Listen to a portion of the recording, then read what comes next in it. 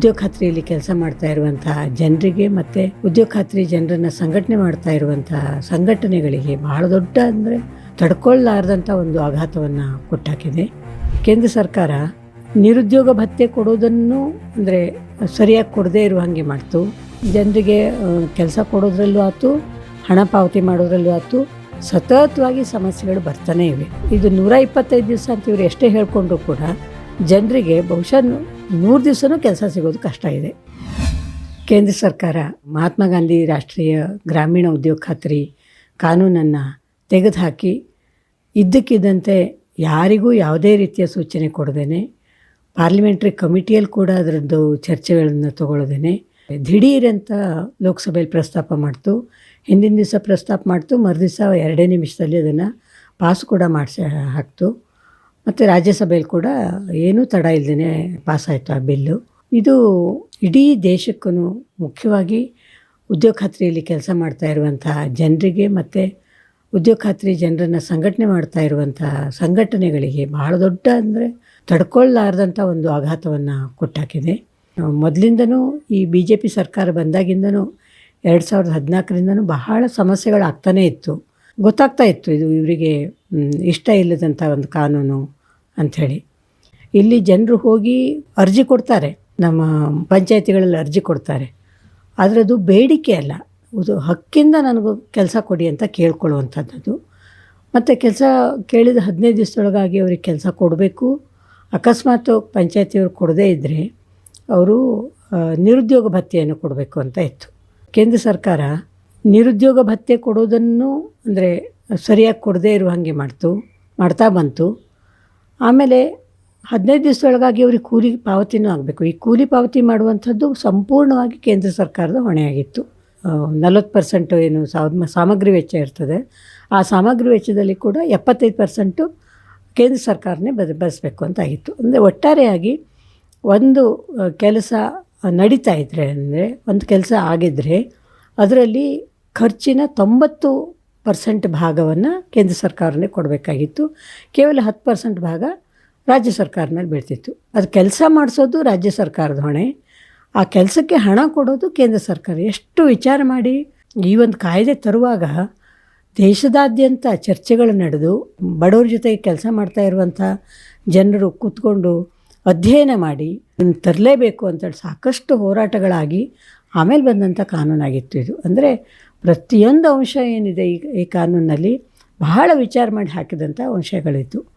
So ಅಂಥದ್ದನ್ನು ಇವತ್ತು ಕೇಂದ್ರ ಸರ್ಕಾರ 90% ತಾನು ಕೊಡಬೇಕಾಗಿದ್ದು, 10% ರಾಜ್ಯ ಇದ್ದುದನ್ನು ತೆಗೆದು 60% ಮಾತ್ರ ನಾನು ಕೊಡ್ತೀನಿ, ಉಳಿದ 40% ರಾಜ್ಯ ಸರ್ಕಾರವೇ ಕೊಡಬೇಕು ಅಂತ ಹೇಳ್ತಾ ಇದೆ.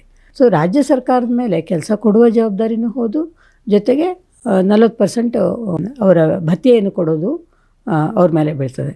ಭತ್ಯೆ ಕೊಡೋದು ಅವ್ರ ಮೇಲೆ ಬಿದ್ದಾಗ, ರಾಜ್ಯ ಸರ್ಕಾರಕ್ಕೆ ಮೇಲೆ ಬಿದ್ದಾಗ, ರಾಜ್ಯ ಸರ್ಕಾರ ತನ್ನ ಕೈಲಿ ಹಣ ಇಲ್ಲ ಅನ್ನೋ ಕಾರಣಕ್ಕೋ ಮತ್ತೇನೋ ಕಾರಣಕ್ಕೋ ಜನರ ಅರ್ಜಿಗಳನ್ನು ಸ್ವೀಕಾರ ಮಾಡದೇ ಇರ್ಬೋದು. ಆ ಒಂದು ಆತಂಕ ಇದರಲ್ಲಿ ನಮಗೆ ಭಾಳ ಎದ್ದು ಕಾಣ್ತಾ ಇದೆ. ಮತ್ತು ಕೇಂದ್ರ ಸರ್ಕಾರ ಏನು ಹೇಳ್ತದೆ ಅಂಥ ಸಂದರ್ಭದಲ್ಲಿ ಅಂದರೆ, ನೀ ಮೊದಲು ಹಣ ಕೊಡು, ಆಮೇಲೆ ನಾನು ಕೊಡ್ತೀನಿ ಅಂಥೇಳಿ ಅದು ತಪ್ಪಿಸ್ಕೋಬೋದು. ನಮಗೆ ಇಷ್ಟರೊಳಗೂ ಕೂಡ ಜನರಿಗೆ ಏನು ಸುಲಭವಾಗಿ ಸಿಗ್ತಾ ಇರಲಿಲ್ಲ. ಯಾಕಂದರೆ 2014ರಿಂದನೇ ಶುರುವಾಗಿದೆ ಅಂತ ಹೇಳಿದ್ನಲ್ಲ, ಆವಾಗಿಂದನೇ ಜನರಿಗೆ ಕೆಲಸ ಕೊಡೋದ್ರಲ್ಲೂ ಆಯ್ತು, ಹಣ ಪಾವತಿ ಮಾಡೋದ್ರಲ್ಲೂ ಆಯ್ತು, ಸತತವಾಗಿ ಸಮಸ್ಯೆಗಳು ಬರ್ತಾನೆ ಇವೆ.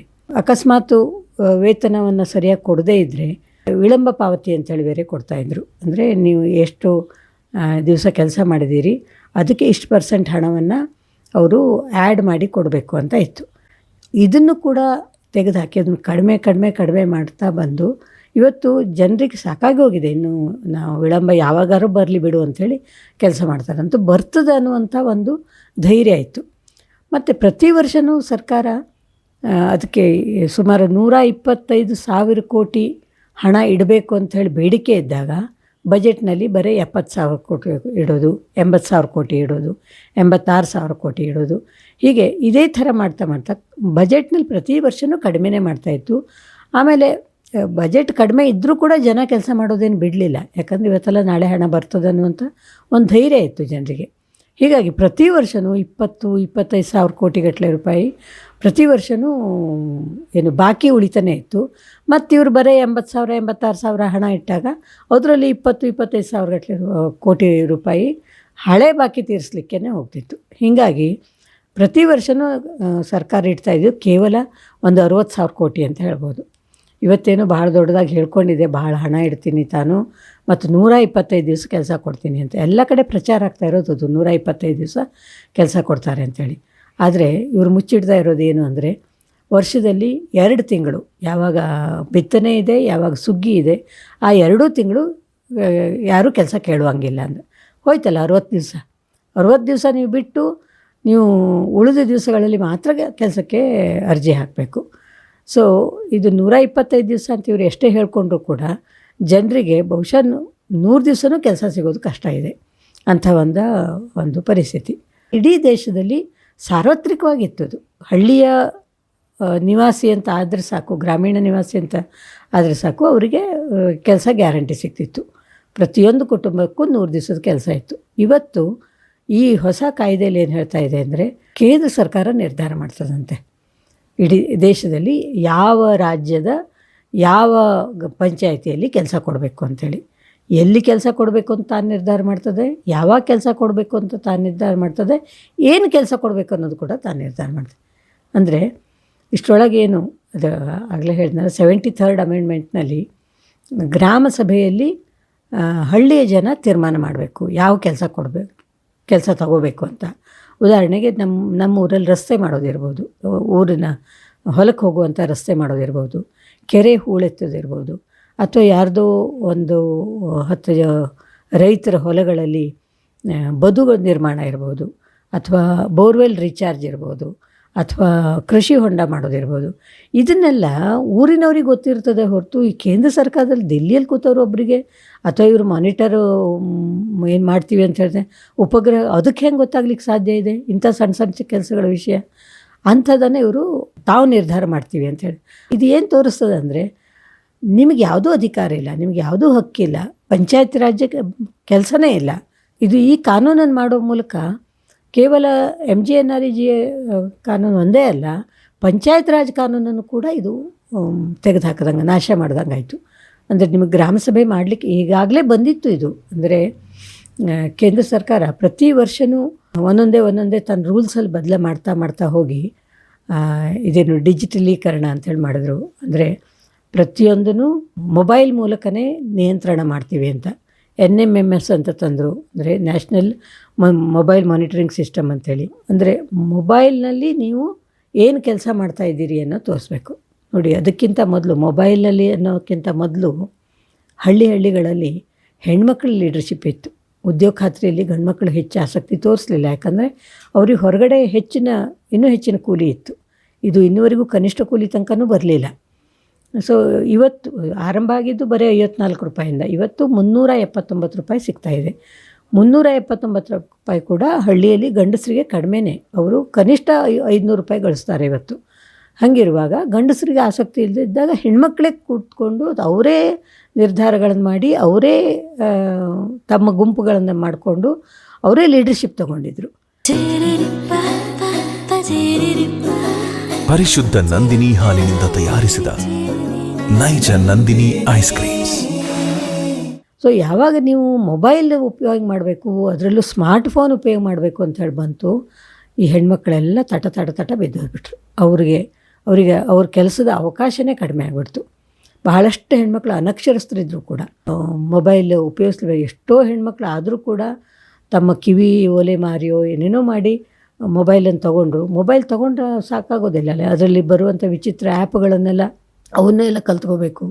ಅದು ಆಗದೇ ಇದ್ದಾಗ ಬೇಡ ಬಿಡು ಇದು ಕೆಲಸ ಅಂಥೇಳಿ ಎಷ್ಟೋ ನಮ್ಮ ಹಳ್ಳಿಗಳಲ್ಲೇ ಇವತ್ತು ಹೆಣ್ಮಕ್ಳ ಲೀಡರ್ಶಿಪ್ ಹೋಗಿದೆ. ಇದರಲ್ಲಿ ಡಿಜಿಟಲೀಕರಣದಿಂದ ಹೆಣ್ಮಕ್ಳ ಲೀಡರ್ಶಿಪ್ಪನ್ನು ತೆಗೆದು ಹಾಕಿದರೆ ಅವರು ಆಧಾರ್ ಬೇಸ್ ಪೇಮೆಂಟ್ ಅಂತ ಮಾಡಿದರು. ಅಂದರೆ ನಿಮ್ಮ Aadhaar, bank account, job card 3 ಪರಸ್ಪರ ಲಿಂಕ್ ಆಗಿರಬೇಕು. ಅಕಸ್ಮಾತ್ ಯಾವುದೇ ಒಂದು ಲಿಂಕ್ ಆಗಿಲ್ಲ ಅಂದರೂ ಕೂಡ ಇಡೀ ಗುಂಪಿನಲ್ಲಿರೋರು ಯಾರಿಗೂ ಹಣ ಬರೋದಿಲ್ಲ ಕೆಲಸ ಮಾಡಿದ್ದಕ್ಕೆ. ಅವರು ಅಪ್ಲೈ ಕೂಡ ಮಾಡುವಂಗಿಲ್ಲ ಕೆಲಸಕ್ಕೆ. ಇಂಥ ವಿಚಿತ್ರ ತಿದ್ದುಪಡಿಗಳನ್ನು ಮಾಡ್ಕೋತಾನೆ ಬಂದಿತ್ತದು MGNREGA. ಸೊ ಕಡೆಯಲ್ಲಿ ಇವತ್ತು ಬೇಡ ಕಾನೂನು ಅಂಥೇಳಿ ತೆಗೆದುಹಾಕ್ತು. ಸೊ ಯಾವುದು ಒಂದು ಹಕ್ಕಾಗಿತ್ತು ಜನರಿಗೆ, ಇವತ್ತು ಕೇಂದ್ರ ಸರ್ಕಾರ ನಿರ್ಧಾರ ಮಾಡಿದಾಗ, ಕೇಂದ್ರ ಸರ್ಕಾರ ಕೊಟ್ಟಾಗ, ಕೇಂದ್ರ ಸರ್ಕಾರ ಹೇಳಿದಂಥ ಜಾಗದಲ್ಲಿ ಮಾತ್ರ ಕೆಲವು ಜನಕ್ಕೆ ಮಾತ್ರ ಕೆಲಸ ಸಿಗಬಹುದು, ಸಿಗಲಿಕ್ಕಿಲ್ಲ. ಇದಕ್ಕೆ ಕಾನೂನು ಅಂತಾರೆ ಯಾರಾದರೂ. ಇದು ಯೋಜನೆಗಿಂತ ಅತುತ್ತಾಯಿತು. ಪೇಮೆಂಟ್ ಅಂತೂ 60-40ಕ್ಕೆ ತಂದಿಳಿಸಿದೆ. ಮತ್ತು ಗ್ರಾಮ ಸಭಾಕ್ಕೆ ಏನೂ ಬೆಲೆ ಇಲ್ದಂಗೆ ಮಾಡಾಕಿದೆ. ಸೊ ಇವೆಲ್ಲದರ ಮೂಲಕ ಇವತ್ತು ಕೇಂದ್ರ ಸರ್ಕಾರ ಸ್ಥಳೀಯ ಗ್ರಾಮೀಣ ಜನರ ಉದ್ಯೋಗದ ಅವಕಾಶಗಳನ್ನು ಸಂಪೂರ್ಣ ಕಸ್ಕೊಂಡು ಹಾಕಿದೆ. ಇದರ ಅರ್ಥ ಏನು ಹೇಳ್ತದೆ ಅಂದರೆ, ಇವತ್ತು ಹೋಗ್ರಿ ವಲಸೆ, ನೀವು ಎಲ್ಲಿ ಬೇಕಾದರೂ ಹೋಗ್ರಿ, ಮನೆ ಬಿಟ್ಟು ಹೋಗ್ರಿ. ಸರ್ಕಾರ ನಿಮ್ಮ ಸಲುವಾಗಿ, ನಿಮ್ಮ ಮಕ್ಕಳ ಸಲುವಾಗಿ ಅಂಗನವಾಡಿಯನ್ನು ಮಾಡಿದೆ, ಶಾಲೆಗಳನ್ನು ಮಾಡಿದೆ, ಇವೆಲ್ಲವನ್ನು ಬಿಟ್ಟು ಹಾಕಿ ಹೋಗ್ರಿ ಅಂಥೇಳಿ ಜನರಿಗೆ ಹೇಳ್ದಂಗಾಯಿತು. ಎಷ್ಟೋ ಹಳ್ಳಿಗಳಲ್ಲಿ ವಲಸೆ ಹೋಗೋದನ್ನು ಬಿಟ್ಬಿಟ್ಟಿದ್ರು. ಅಕಸ್ಮಾತ್ ಹೋಗಲೇಬೇಕಾಗಿ ಬಂದ ಗಂಡಸರು ಮಾತ್ರ ಹೋಗ್ತಿದ್ರು. ಹೆಣ್ಮಕ್ಳು ತಮ್ಮ ಮಕ್ಕಳನ್ನ ಇಟ್ಕೊಂಡು ಮಕ್ಕಳನ್ನ ಅಂಗನವಾಡಿಗೆ ಕಳಿಸೋದು, ಶಾಲೆಗಳಿಗೆ ಕಳಿಸೋದನ್ನೆಲ್ಲ ಕಂಟಿನ್ಯೂ ಮಾಡಿದರು. ಹಾಗಿದ್ದಾಗ ಇವತ್ತು ಅವನ್ನೆಲ್ಲ ಮತ್ತು ವಾಪಸ್ಸು ತಳ್ಳದಂಗಾಗಿದೆ. ಅವರ ಮಾತಿಗೊಂದು ಬೆಲೆ ಇಲ್ದಂಗಾಗಿದೆ. ಇದನ್ನು ನಾವೆಲ್ಲರೂ ತಿರಸ್ಕರಿಸಲೇಬೇಕು. ನಮ್ಮ ಜಾಗೃತ ಮಹಿಳಾ ಒಕ್ಕೂಟದ ಹೆಣ್ಮಕ್ಳಂತೂ ಈಗಾಗಲೇ ಹೇಳಿಬಿಟ್ಟಿದ್ದಾರೆ, ನಾವು ಇದನ್ನು ತಿರಸ್ಕರಿಸ್ತೀವಿ, ಒಪ್ಪೋದಿಲ್ಲ ಅಂಥೇಳಿ. ಅದೇ ರೀತಿ ದೇಶಾದ್ಯಂತ ಛತ್ತೀಸ್ಗಢದಲ್ಲಿರ್ಬೋದು, ಪಂಜಾಬ್ನಲ್ಲಿರ್ಬೋದು, ಉತ್ತರ ಪ್ರದೇಶದಲ್ಲಿರ್ಬೋದು, ಎಲ್ಲ ರಾಜ್ಯಗಳಲ್ಲೂ ಕೂಡ ಹೆಣ್ಮಕ್ಕಳು ಈ ಹೊಸ ಕಾಯ್ದೆಯನ್ನು ತಿರಸ್ಕರಿಸ್ತೀವಿ ಅಂತ ಹೇಳಿದೆ. ನಮಗೆ ಕೊಟ್ಟರೆ ಮಹಾತ್ಮ ಗಾಂಧಿ ರಾಷ್ಟ್ರೀಯ ಉದ್ಯೋಗ ಖಾತ್ರಿ ಕಾನೂನನ್ನೇ ಕೊಡ್ರಿ, ಇದು ನಮಗೆ ಬೇಡ ಅಂತೇಳಿ ಹೇಳ್ತಾ ಇದ್ದಾರೆ. ನಾವೆಲ್ಲರೂ ಹಾಗೆ ಹೇಳ್ತಾ ಇದ್ದೀವಿ. ಮತ್ತಷ್ಟು ವಿಶೇಷ ವಿಡಿಯೋಗಳನ್ನು ನೋಡಲು ಮತ್ತು ಹೊಸ ವಿಡಿಯೋಗಳ ಬಗ್ಗೆ ತಿಳಿಯಲು ಈ ದಿನ .com ಯೂಟ್ಯೂಬ್ ಚಾನೆಲ್ ಸಬ್ಸ್ಕ್ರೈಬ್ ಮಾಡಿ ಮತ್ತು ಬೆಲ್ ಐಕಾನ್ ಕ್ಲಿಕ್ ಮಾಡಿ.